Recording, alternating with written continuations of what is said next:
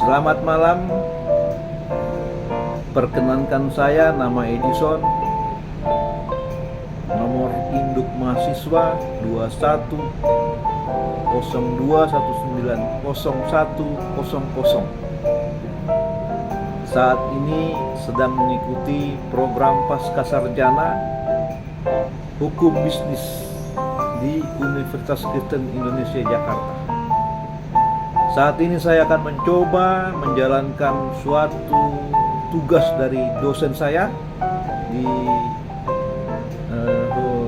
hukum perbankan untuk menjelaskan apa itu industri keuangan non-bank.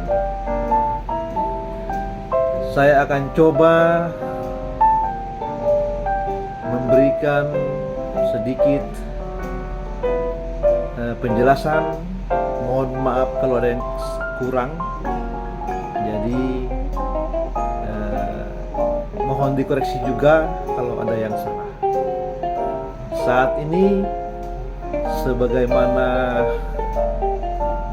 kita ketahui, industri keuangan bukan bank adalah lembaga yang berperan penting dalam penghimpunan dana, penerbitan surat berharga, hingga penyaluran dana investasi di berbagai perusahaan. Dengan demikian, keberadaannya sangat berperan strategis dan vital terhadap perekonomian Indonesia. Meskipun demikian, makin banyak masyarakat yang belum mengetahui jenis-jenis industri keuangan non-bank, sehingga keberadaannya belum dimanfaatkan secara maksimal.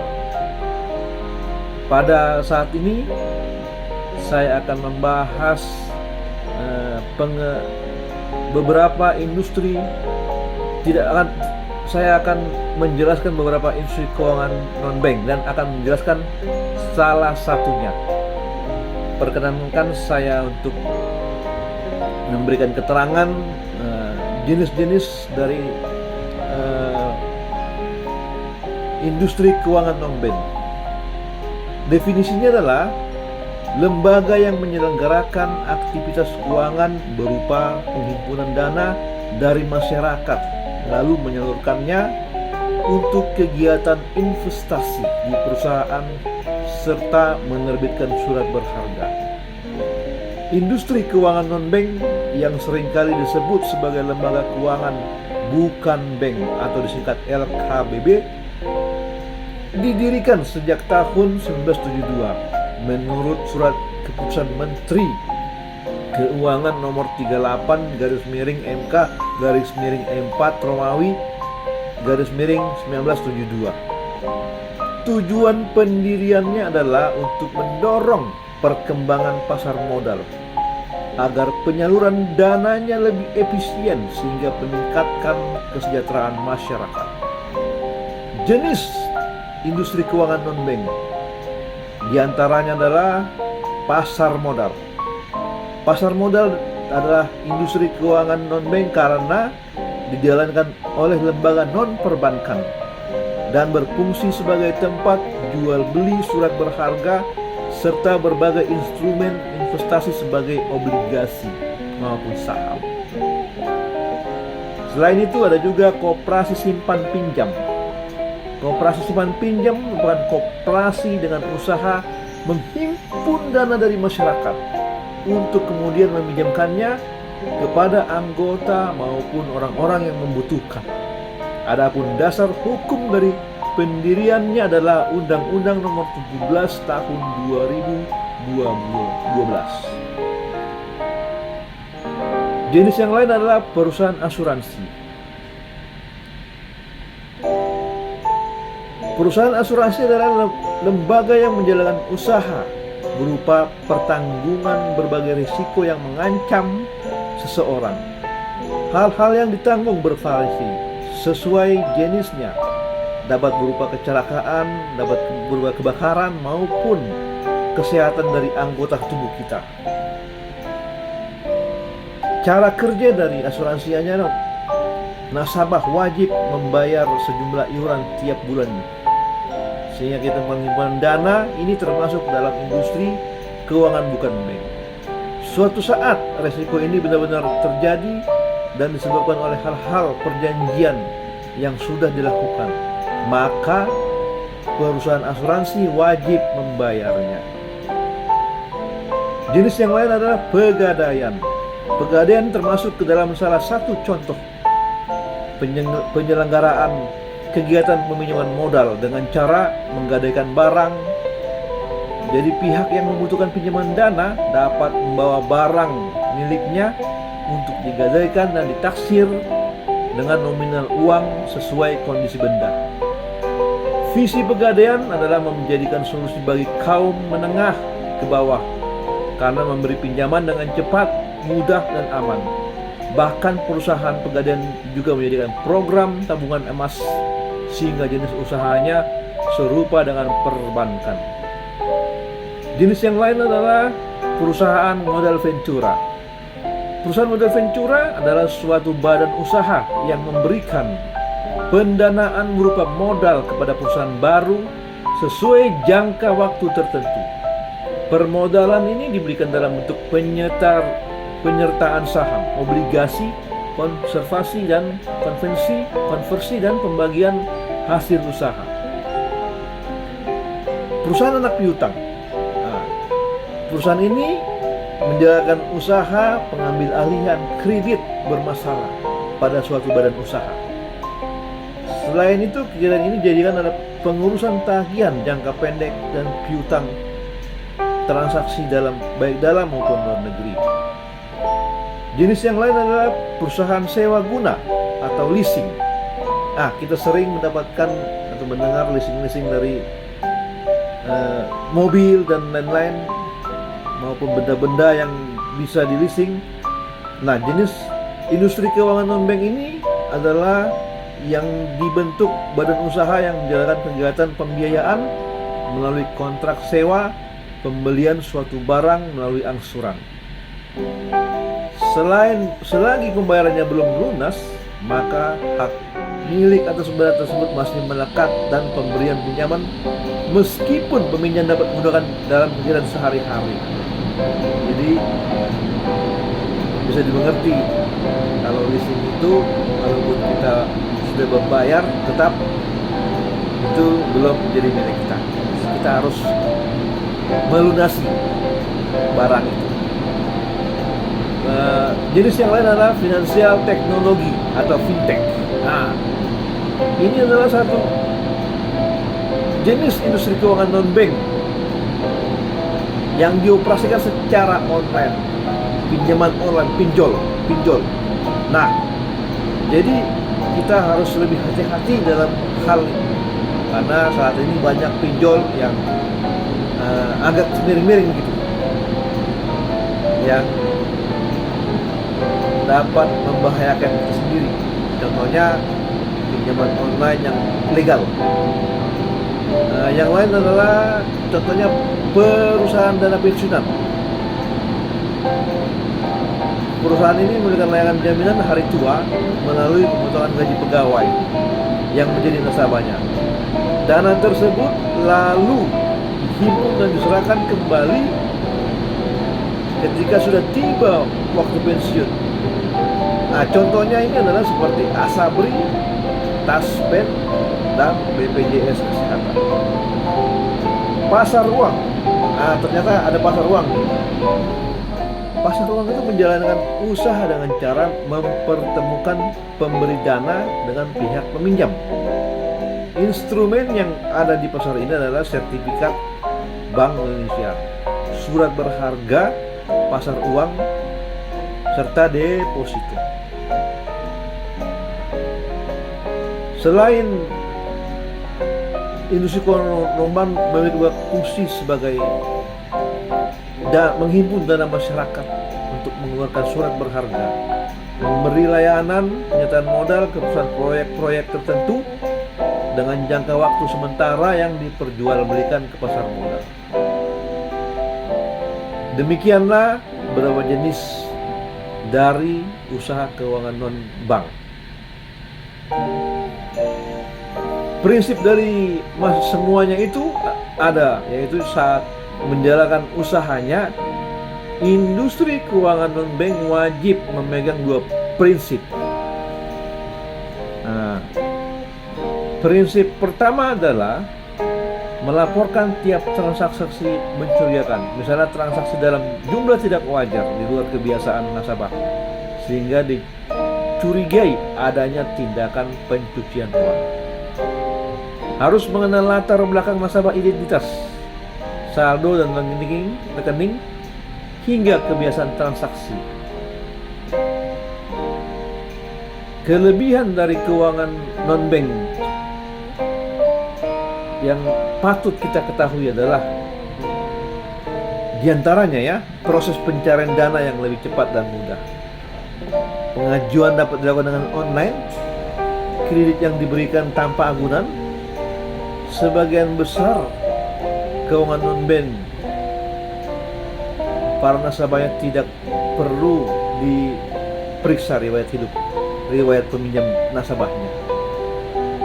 Untuk kekurangannya, terdapat beberapa kelemahan dari sistem ini, yaitu rendahnya deposito dan tanpa adanya agunan membuat suku bunga cukup tinggi.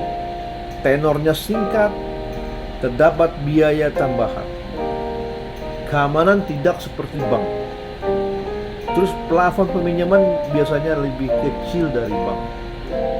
Demikianlah dari sedikit usaha keuangan non-bank. Saya akan, seperti yang sudah saya janjikan, saya akan menjelaskan salah satu dari produknya keuangan non-bank ini, yaitu Pegadaian. Kita tahu Pegadaian sudah marak, ada di pasar-pasar, ada di tempat-tempat yang strategis. Apa itu Pegadaian? Ya, Pegadaian atau rumah gadai adalah sebuah individu atau lembaga yang menawarkan jasa peminjaman uang kepada masyarakat dalam dan dengan jaminan benda milik masyarakat yang ingin melakukan peminjaman uang. Bila suatu barang digadaikan untuk mendapatkan pinjaman dari Pegadaian, maka pada waktu yang telah ditentukan oleh pegadai boleh membeli kembali atau menebus kembali barang yang telah digadai dengan biaya tambahan atau bunga sesuai keuntungan pihak Pegadaian.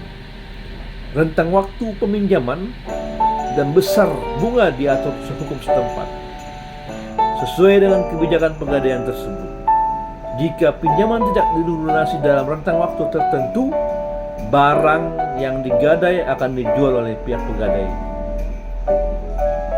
Jadi perlu diingat, kita harus benar-benar disiplin dalam menggadaikan suatu barang, agar barang yang kita punya itu benar-benar tidak hilang atau digadai ke orang lain. Jenis barang yang bisa digadai, ada beberapa macam ini. Rumah adalah benda yang bisa digadaikan, seperti sertifikat rumah. Namun tidak banyak orang menggadaikan rumah kecuali ingin mempunyai pinjaman besar untuk modal. Yang lain adalah kendaraan bermotor. Kendaraan bermotor pada umumnya sangat marak ya digadaikan untuk mendapatkan modal. Jadi persyaratannya seperti kendaraannya mesti produksi 5 tahun terakhir untuk kendaraan roda 2 dan 10 terakhir untuk kendaraan roda 4, di mana kelengkapan BPKP, faktur pembelian dan STNK untuk menggadaikan kendaraan motor harus lengkap. Yang lain adalah barang elektronik. Barang elektronik yang terima minimal dipusi dalam waktu 1 tahun. Karena kalau udah lewat 2 tahun atau 3 tahun udah bukan barang elektronik lagi, barang rongsokan.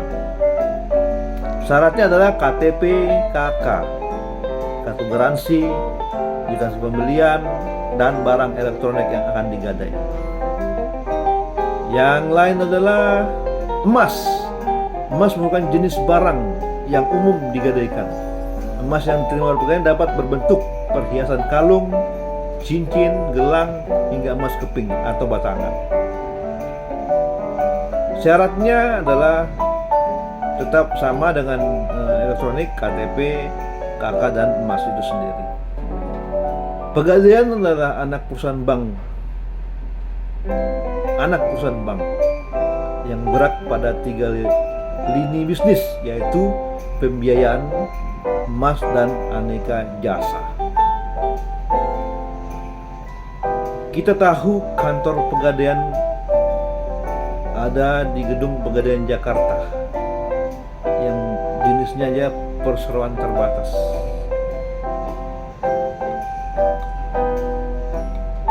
Pegadaian di era kemerdekaan sangat marak, di mana banyak pegadaian membantu masyarakat, seperti di kantor Pegadaian Jawa Tengah yang resmi menyerahkan hotel-hotel miliknya ke Wika Realty sebagai bagian dari upaya pemerintah untuk menyatukan kepemilikan hotel BUMN. Kalau nggak salah itu tanggal 11 Juni 2021. Dan banyak lagi. Nah, syarat untuk menggadaikan barang apa yang harus kita lengkapi? Boleh dicatat. 1. Fotokopi KTP calon nasabah dan pasangan. Kita yang sudah berpasangan pasti sangat setuju kalau sama-sama untuk melakukan suatu pegadaian, sehingga sama-sama nanti mengerti, oh barang ini sudah digadai, oh barang ini sudah digadai. Nah, yang kedua, fotokopi kartu keluarga. Yang ketiga, surat keterangan domisili. Ya, kakak juga udah termasuk sih surat keterangan domisili. Lalu izin praktek kerja usaha, fotokopi STNK apabila ada yang mobil mau digadai atau motor, fotokopi BPKB, fotokopi surat nikah, dan bukti cek fisik kendaraan. Pegadaian menurut OJK adalah badan usaha negara yang meminjam uang dengan menerima barang dan sebagai jaminan dari peminjamnya. Biasanya barangnya seperti yang sudah saya jelaskan, seperti emas, barang elektronik, sertifikat rumah.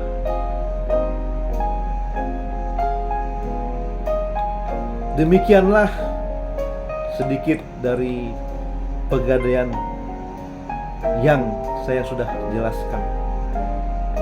Perlu diketahui, Pegadaian pertama kali didirikan pada tahun 1901.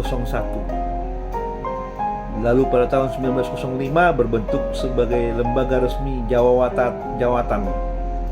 Dan perubahan terus berlangsung dari tahun 1961 hingga 1990. Dan pada akhirnya di tahun 2012 Badan Hukum Pegadaian ini dirubah dari perusahaan umum menjadi perusahaan persero. Perubahan ini pun dilandasi oleh Peraturan Pemerintah Nomor 51 Tahun 2011. Latar belakang dari pendirian Pegadaian ini untuk meningkatkan kesejahteraan rakyat kecil serta mendukung program pemerintahan dalam bidang ekonomi dan pembangunan nasional. Produk utama dari Pegadaian salah satunya adalah KCA. Singkatannya Kredit Cepat Aman. Kredit dengan sistem gadai ini diberikan kepada semua golongan nasabah, baik untuk kebutuhan konsumtif maupun produktif. Agunan atau jaminan yang digunakan untuk produk ini adalah emas batangan, kendaraan motor, barang-barang elektronik, dan lain-lain. Pinjaman yang ditawarkan KCA ini dari 50.000 hingga 500 juta atau lebih dalam jangka waktu maksimal 4 bulan. Kalau ingin memperpanjang, nasabah bisa mengangsur sebagai uang pinjaman. Yang lain adalah Krasida. Krasida adalah kredit dengan angsuran bulanan, ditujukan baik dengan kebutuhan konsumtif maupun produktif. Untuk mendapatkan pinjaman ini, barang yang harus kamu gadaikan adalah emas. Nah, jumlah pinjaman yang diberikan bisa sampai 95% dari nilai jaminan yang diberikan. Pinjaman dimulai dari 1M, 1 juta sampai 250 juta dalam jangka waktu pinjaman yang fleksibel, 6 bulan, 12, 24, 36 dan selanjutnya. Kreasi. Produk selanjutnya adalah kreasi, kredit yang ditujukan untuk usaha kecil menengah UKM untuk pengembangan usaha. Kreasi menggunakan sistem fidusia yang berarti jaminan yang harus diberikan adalah BPKB. Jadi kendaraan nasabah bisa digunakan untuk logistik usaha. Jumlah pinjaman sama dengan yang awal 1 juta dengan jangka waktu pinjaman fleksibel 12, 18, 24, 36 dan 48 bulan. Proses kredit kreasi juga sangat mudah, hanya membutuhkan 3 hari lalu dana akan cair. Gadai efek. Nah, ini contoh lagi, produk lagi. Dari namanya sudah bisa tebak, gadai. Gadai efek adalah produk dari pegadaian menggunakan saham, obligasi sebagai jaminan. Untuk gadai efek, jangka waktu pinjamannya adalah 90 hari dengan nilai pinjaman mulai dari 5 juta sampai 20 juta. Saham dan obligasi yang dijadikan agunan adalah Skripals tanpa warkat yang telah tercatat dan diperdagangkan di Bursa Efek Indonesia. Investasi emas juga ada di dalam pegadaian. Jadi ada 3 produk investasi emas, yaitu 1 Mulia. Mulia merupakan layanan penjualan emas batangan secara tunai atau angsuran. Emas batangan ini didapat dari pembelian tunai, angsuran walaupun secara kelompok maupun arisan. Berat emas yang ditawarkan mulai dari 5 gram hingga 1 kilogram. Tabungan emas. Nah, kamu juga bisa menginvestasikan emas secara aman dan terpercaya dengan biaya administrasi yang ringan dan juga proses pembayaran mudah. Bisa ditabung dalam emas 24 karat dan terjamin keasliannya. Yang lain adalah konsinyasi emas. Konsinyasi emas adalah jual titip emas logam mulia dalam jumlah 5 gram. Keuntungan hasil penjualan akan diberikan kepada nasabah. Jadi ada 3 tadi, emas ya, mulia, tabungan emas, dan konsinyasi emas. Produk yang lain adalah produk syariah. Di dalam pegadaian ada produk syariah. Untuk produk pertama adalah RAN. Kamu bisa meminjamkan pinjaman mulai dari 50.000 sampai 1M atau bahkan lebih. Pinjaman untuk program ini jangka waktunya adalah 4 bulan dan bisa diperpanjang dengan proses pengajuan yang sangat mudah. Penerimaan pinjaman secara fisik dan transfer ke rekening nasabah. Jaminan diterima produk ini antara lain emas batangan, berlian, kendaraan, bermotor, laptop, dan barang elektronik lain. Pelunasannya sangat fleksibel dengan perhitungan biaya terkait jaminan atau munah selama masa pinjaman. Yang kedua adalah amanah. Tadi yang pertama adalah RAN. Yang kedua adalah RAN itu ada singkatannya, amanah, arum, dan arum haji. Yang kedua adalah amanah. Produk ini sangat amanah, pinjaman untuk pengusaha kecil, karyawan internal maupun eksternal dari serta profesional. Pinjaman ini untuk pembelian kendaraan bermotor. Pembiayaan dari 12 sampai 60 bulan. Produknya tetap menggunakan prinsip syariah. Yang ketiga ada arum. Untuk kamu yang sedang melakukan usaha mikro UMKM dengan butuh pinjaman akan bisa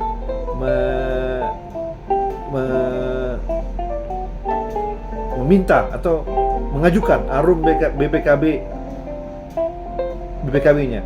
Kamu hanya perlu memberikan BPKB kendaraan bermotor sebagai jaminan. Lalu bisa mendapatkan pinjaman mulai dari 1 juta hingga 400 juta. Jangka waktu pembiayaan juga fleksibel, mulai dari 12 bulan, 28 bulan, 24 sampai 36 bulan. Arum Haji, ya ini Harum Haji ini adalah produk Pegadaian Syariah yang terakhir adalah Arum Haji, pinjaman untuk membiayai porsi ibadah haji. Dengan menggunakan produk ini kamu bisa memberikan jaminan emas batangan minimal 3,5 gram. Bisa juga emas perhiasan dengan berat kurang dari 7 gram. Kadarnya minimal 70%. Nah, emas yang dijadikan jaminan tersebut bisa juga untuk pelunasan biaya haji. Demikian penjelasan dari produk dari Pegadaian. Mohon maaf apabila ada kekurangan, karena pada dasarnya saya masih belajar dalam hal ini. Terima kasih atas perhatiannya dan mohon koreksinya kalau ada yang salah. Terima kasih. Shalom. Assalamualaikum. Om Santi. Salam kebajikan. Terima kasih.